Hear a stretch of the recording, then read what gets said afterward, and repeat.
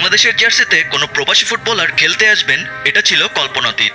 তবে সেই কল্পনাকেই বাস্তবে রূপ দিয়েছিলেন ডেনমার্ক প্রবাসী ফুটবলার জামাল ভুঁইয়া। তার আগমনের পরই বদলে যেতে শুরু করে দৃশ্যপট। একই পথ ধরে আসলেন আরও 6 প্রবাসী ফুটবলার, যার পূর্ণতা দিয়েছিলেন প্রিমিয়ার লিগে খেলা তারকা হামজা চৌধুরী। হামজা চৌধুরীর আগমনের পর বদলে যেতে শুরু করে দেশের ফুটবল। একসময় যেই ফুটবল থেকে মুখ ফিরিয়ে নিয়েছিলেন দেশের মানুষ, তারাও ফিরে আসেন চিরচেনা ফুটবলের অঙ্গনে। বিজ্ঞাপনদাতা প্রতিষ্ঠানগুলোরও আগ্রহ বাড়ে সেখানে। জেগে ওঠে দেশের ফুটবল। সেই ধারাবাহিকতাই 22 বছর পর ভারতকে হারিয়ে দেয় হামজা সমিত সোমরা। জামাল ভুঁইয়ার আগমনের পরও অনেক প্রবাসী ফুটবলার ছিলেন দ্বিধাদ্বন্দ্বে। লাল সবুজের জার্সিতে খেলার সিদ্ধান্ত নিতে করতে হচ্ছিল অনেক হিসাব নিকাশ। তবে হামজা চৌধুরী আসার শঙ্কা কেটে গেছে। একের পর এক প্রবাসীরা আসছেন লাল সবুজের প্রতিনিধিত্ব করতে।